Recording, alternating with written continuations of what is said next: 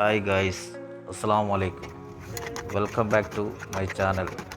നമ്മുടെ ഇന്നത്തെ റെസിപ്പി ബാജി കറി.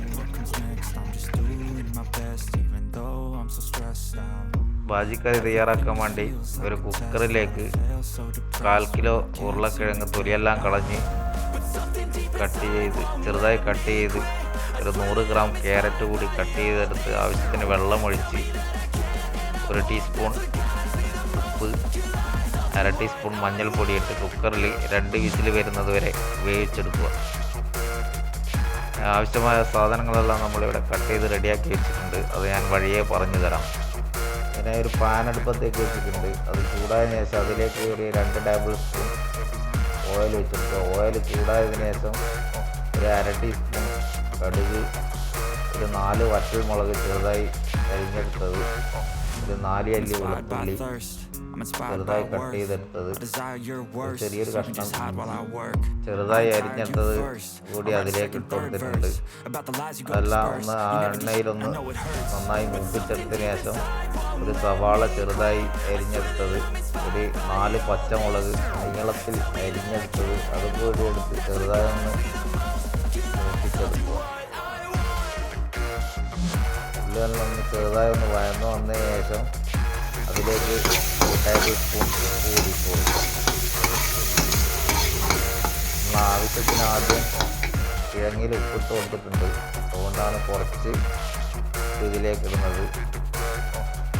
ഒരു 1/2 ടീസ്പൂൺ മഞ്ഞൾപ്പൊടി കൂടി ചേർത്ത് അതിൻ്റെ എല്ലാം പച്ചമണമെല്ലാം ഒന്ന് മാറി വരുന്നത് വരെ ഒന്ന് നന്നായി വഴറ്റി കൊടുക്കുക. അതെല്ലാം നന്നായിട്ടൊന്ന് വഴന്ന് വന്നിട്ടുണ്ട്. അതിലേക്ക് നമ്മൾ ആദ്യം വേവിച്ച് വെച്ച കിഴങ്ങും ക്യാരറ്റും കൂടി ഇട്ടിട്ട് നന്നായി ഒന്ന് മിക്സ് ചെയ്ത് കൊടുക്കുക.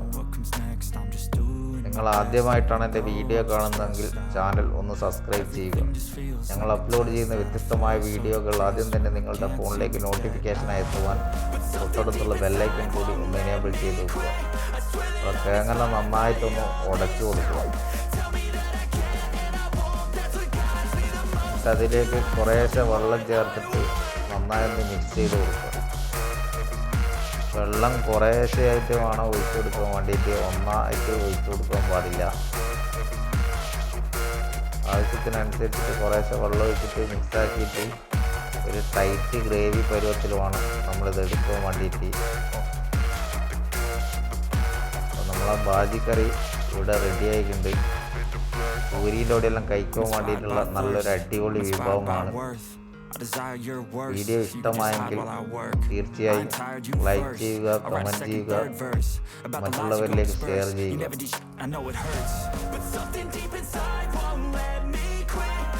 പൂരിയും ബാജിയെല്ലാം ഇവിടെ റെഡി ആയിട്ടുണ്ട്. പൂരീൻ്റെ വീഡിയോ ആവശ്യമുള്ളവർക്ക് ഞാൻ അതിൻ്റെ ലിങ്ക് ഡിസ്ക്രിപ്ഷനിൽ കൊടുക്കുന്നുണ്ട്. അപ്പോൾ വീണ്ടും മറ്റൊരു നല്ലൊരു റെസിപ്പിയുമായി കാണും വരെ ഗുഡ് ബൈ.